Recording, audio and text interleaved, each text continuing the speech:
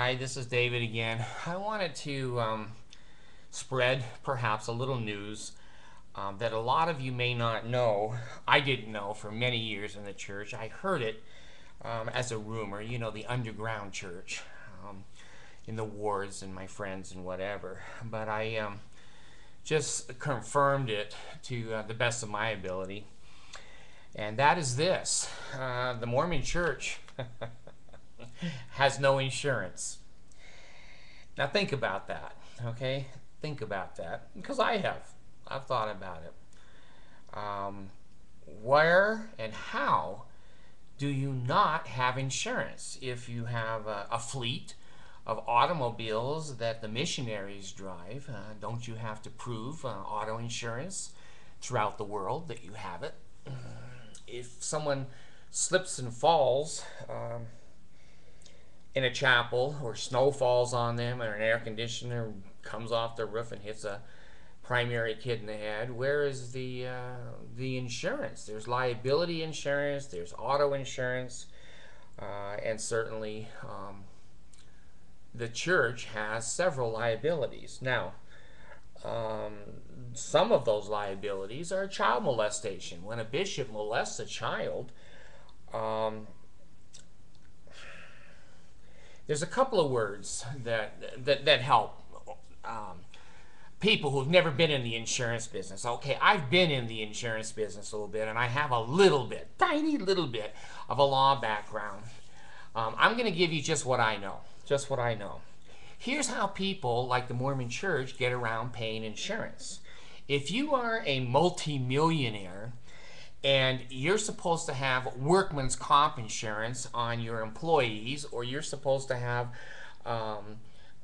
disability or Social Security insurance, or liability insurance, or car insurance, there is one way to get out of that. And it's not a 501(c), a nonprofit with the IRS. What it is you're rich. And you can either post a bond, put some money in a bank, and a bond person will pay for any damages or pay for any claims. And your bond is big enough to cover, in the millions, claims and claims. Well, what does that really mean? Why is that important? Being an old insurance agent, I know a few reasons why it's important. First of all, if you're hurt, let's say in a liability, or in a liability, you come out of a church and they didn't salt the sidewalk, and you fall down and you break your back. Okay, that's church liability. They are negligent in not providing the walkway to be free and clear. Same way with scouting. A kid falls out of a tree or drowns in a lake, or a girls' camp, she's raped or whatever by the bishop. These are all liability issues. Now, if you're paying for an insurance company to represent you, there's one thing that every insurance company makes you sign. It's called a waiver. A waiver means you give up your rights. Now, Mormons never give up their rights. They're always, oh, wait a minute, my prop. They're always American. They never give up their rights, okay? Here's what happens with a waiver on insurance. Let's say that the lady broke her back and that fell on the sidewalk, and the medical costs are going to be $700,000 or $800,000, and she needs to be compensated. Well, who does she sue? Okay, this may be boring to you, but I love it because they are so clever at screwing you out of your money. She has to sue the Mormon Church. There's no insurance company. Now, if there was an insurance company, she would sue the insurance company, and her attorney would get together with the attorney of the insurance company, and most of the time these things are settled out of court. Well, when the Mormon Church settles, always, and I've had lawsuits where we've settled with this, and that is what's called global confidentiality, which means neither party is allowed to disclose how much money was paid by the plaintiff to help the defendant. So, When you slip and fall like that, and you're the Relief Society president, you may be owed $750 million. If a real insurance company was in there, that's what they'd hit the church for. But here's how the church does it. The bishop comes running out and helps the old lady up on her feet.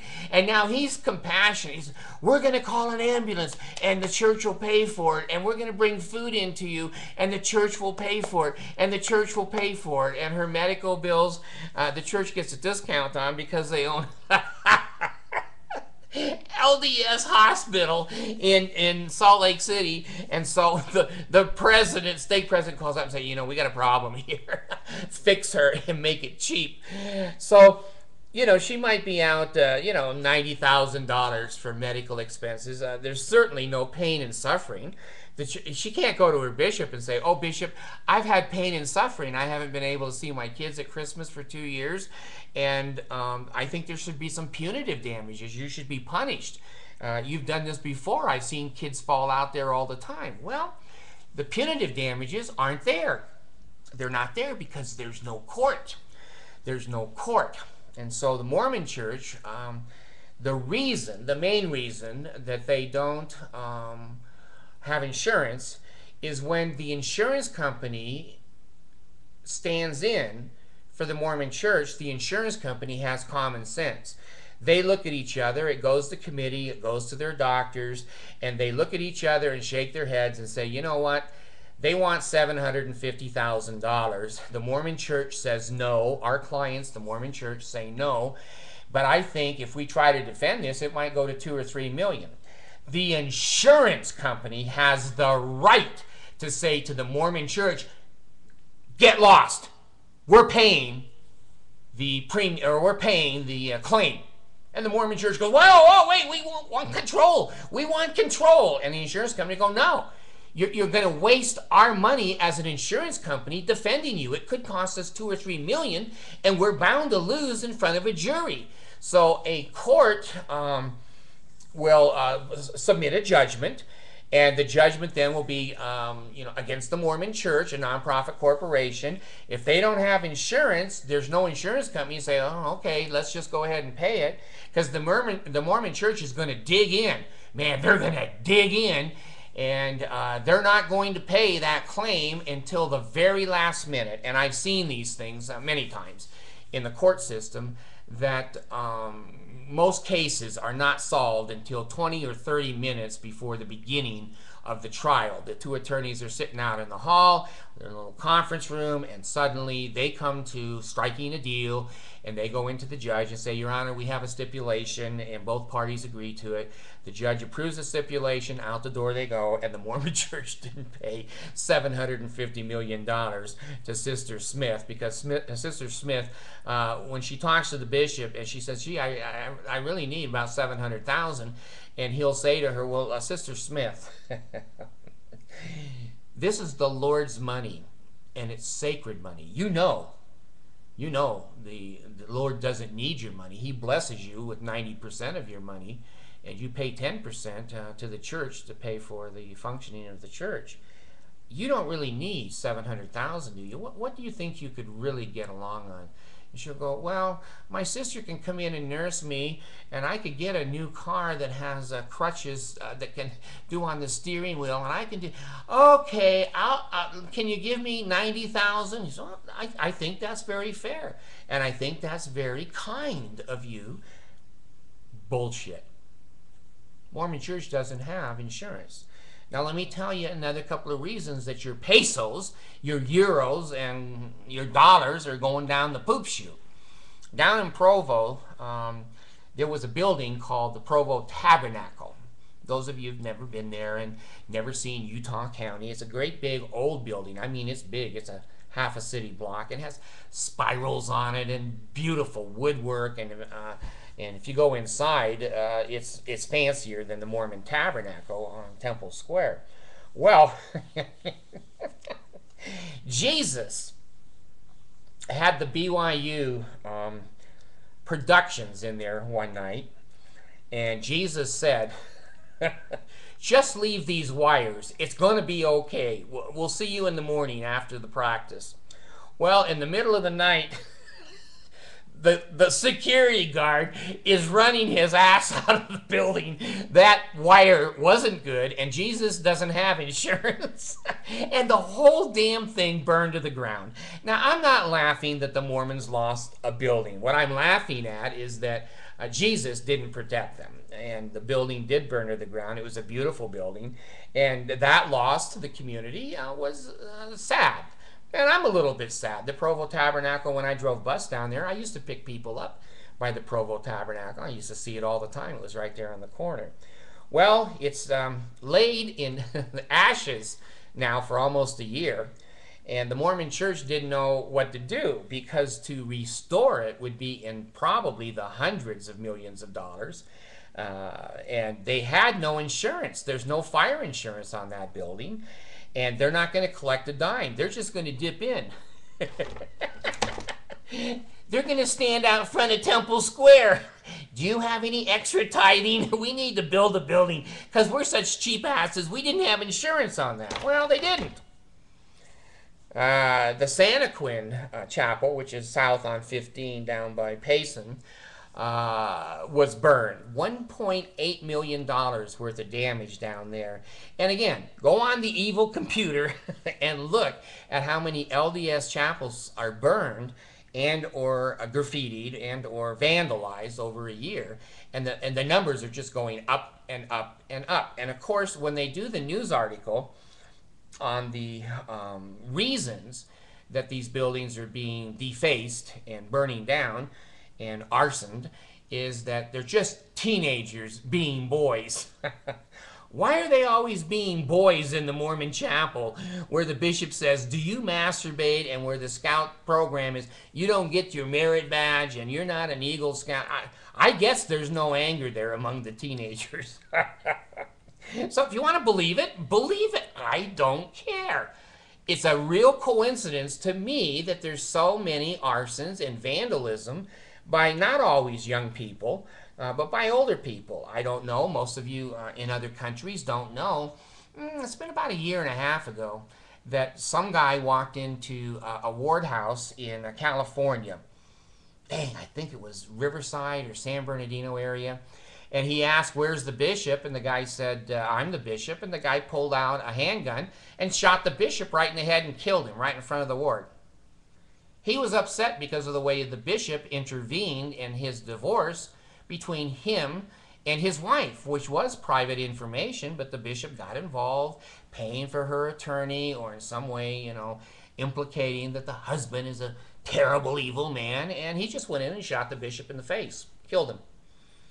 These things are happening, and they're happening in proportion that most of you in Brazil, my friend there in Brazil, who writes to me every day. I love the guy.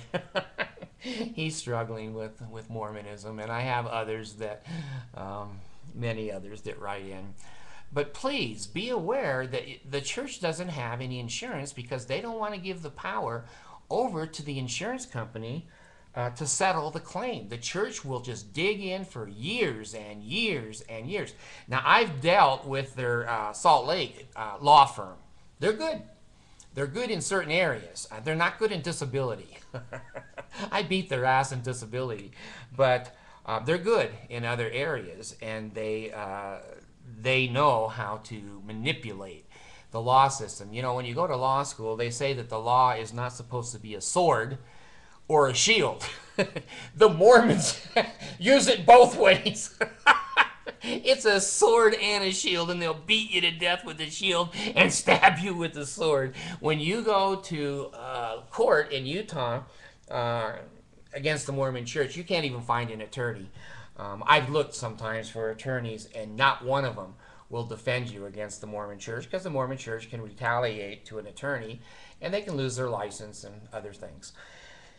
So they don't want an insurance company in between the old lady on the ground and the church, and they're going to try to talk her out of every possibility of not suing and maybe a small settlement. And I was just reading a clerk in the church said he wrote checks out to people who were disabled.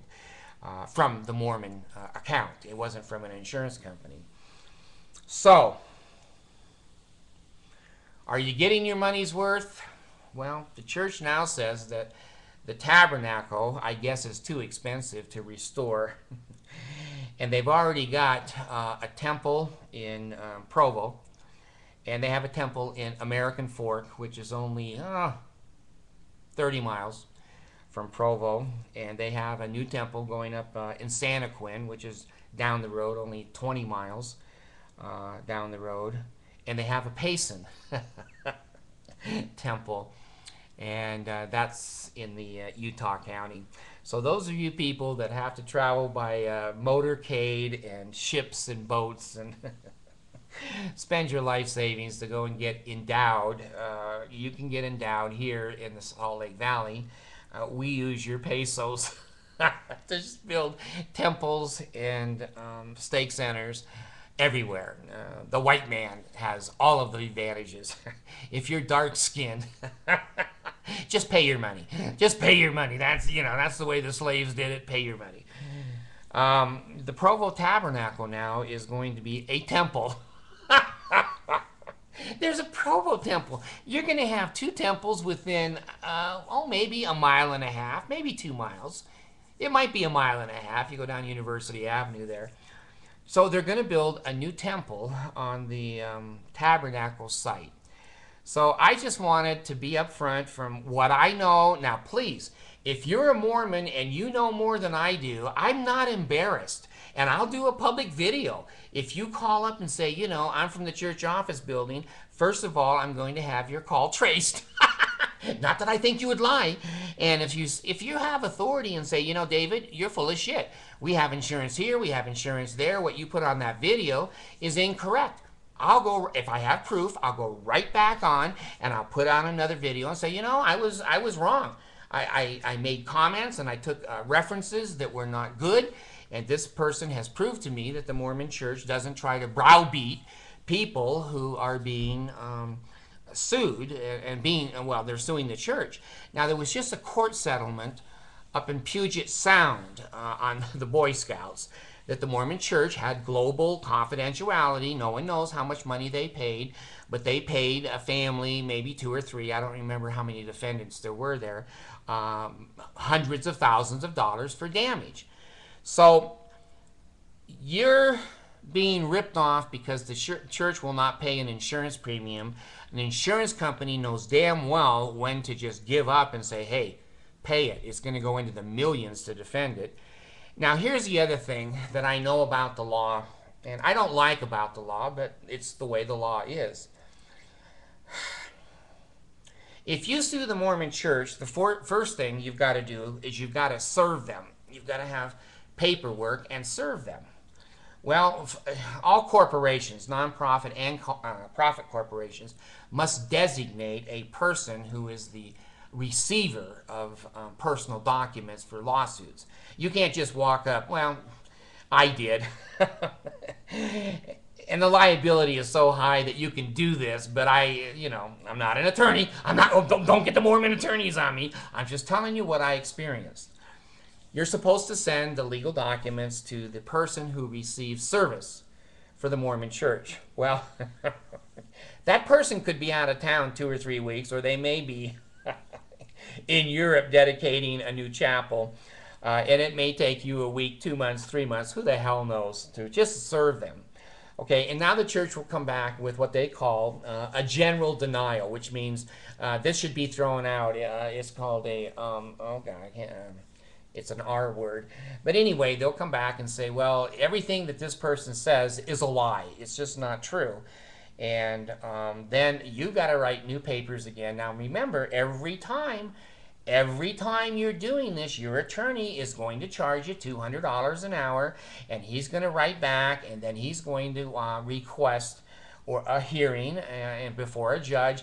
Now he has to go in, and he's going to charge you $1,000 to make a court appearance to the judge, and the church is going to demand that the lawsuit be dismissed. And your attorney is going to be a little guy way down in Salt Lake, way down in southern Utah, that will sue the Mormon church because he's got no sense. He's got no idea that they're going to run over him with a Mack truck. So you try to win oh God, I can't think of what that word is, but some of you with attorneys, you know what it is. So anyway, you're going back and forth, back and forth. Now your attorney says, well, let's say the judge says, well, I'm going to let this lawsuit go forward, and now there's going to be a hearing on the merits of the suit, and so now there's another hearing, another couple $1,000s. You're going to have to travel from Wisconsin or wherever because the venue is going to be Salt Lake area. And before you know it, you're into this thing for $100,000 in travel and attorney fees and hotels. And where are you? Now your attorney is going to say, okay, we need to get some evidence of how many people fell down on that sidewalk so we can prove some kind of liability. Well, when the attorney investigator shows up to the ward house or tries to find witnesses, how good do you think that's going to go? It's not. No Mormon is going to tell on another Mormon. They'll slit their throats or cut their guts out. You're not going to find witnesses. So then you go for affidavits. Will anyone sign under the penalty of perjury that there's been 9 scouts and 2 young men that have fallen down out there and been hurt because they're not putting salt on it? Well, you know, I'm going to make a long story short here because law can be very boring and very tedious. They're going to ask for discovery. Now, your attorney is going to say to the attorneys in Salt Lake, would you please send us all of the information you have on how many people fell on that sidewalk? You won't even get a response for 4 months, and then you're going to have to put in a motion for contempt or a motion to compel documents. So there's another hearing. And so you go before the Mormon judge, and your little attorney goes, we don't have any evidence. And the judge says, well, you know, you need to get some. And they might say to the Mormon church, could you send those documents? Well, then you don't hear from the Mormon church again for 2 or 3 months. And they send a letter to the little attorney, and they go, the documents have been misplaced in the shredder. Now the little guy, he can't defend shit. He's got no witnesses, he's got no affidavits, and he's got no doctor orders because he's written over to LDS hospital where they took her, and the general authorities have called LDS hospital, say, Mrs. Smith wasn't very hurt, was she? Do you know what we mean? And her medical records, you don't have to keep those forever, do you? So your little attorney is trying to get over a discovery over to the hospital, and the hospital, they don't answer you for 2 or 3 months. Then you got to go back to the judge and put a motion to compel them to give the right answers. So you go back to the hospital, and they'll say, well, there's some documents in pediatrics, there's some documents in geriatric, X-ray has documents, and MRI. Which documents do you want? So now your little attorney is writing back and saying, I need these, I need this and that and that one. And so then it goes in, you don't hear anything for 2 or 3 months. See, this doesn't happen with an insurance company. An insurance company knows when they're in shit and they settle. But the Mormon church, they control all the discovery. They control all the motions. And the longer and longer a case is dragged out, the less likely there's going to be a judgment. So, all this time, you've got the stake president and the bishop hammering the hell out of Mrs. Smith going, you really don't want to do this, do you? You don't want to be excommunicated, do you? You've been a member for 68 years. Don't you know that the Lord wouldn't want you taking his money? It's Monson's money, it's not the Lord's money. So I'm giving you examples of how the law works, and it's sad. Well, that's one of the reasons I quit law school, is because it doesn't matter if you're right or wrong or how good your case is. It's what people think and how people interpret. And if that lawsuit ever comes to a court in Utah, you're going to lose it. You're going to lose it in Utah. You have to take it over to federal court in Denver, 9th District, I think, or yeah, 9th District Court. And there's a court judge over there that by coincidence is Mormon. And he takes all the Mormon cases. for some reason, he doesn't recuse himself. He just takes Mormon cases and says, there's no conflict of interest. And so that's going to go back to the Utah Supreme Court, and they're going to go, see, we were right. And he affirms the decision of the Utah Supreme Court. Now you've got to go around the district court and go into federal court, the United States Supreme Court.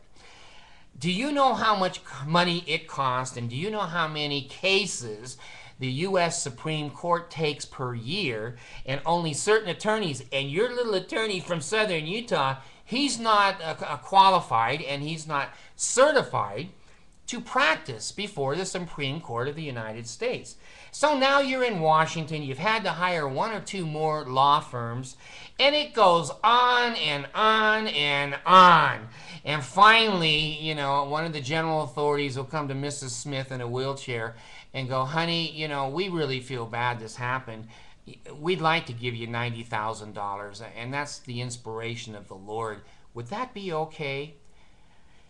You've already spent $200,000 or $300,000 in attorney fees, and you've got medical bills up to almost $1 million, and they're going to say $90,000, and she is going to be so beat down, so fearful, so intimidated, and so cult threatened that she's going to bow her head and say yes.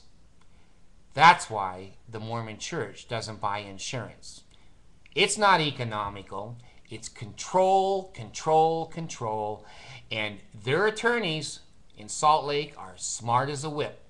And they will string you out for 5 years, 10 years. And by that time, Mrs. Smith is probably dead. And her son is the Elders Quorum president. He says, well, Mom's dead now. Just give us $20,000 and we'll be happy.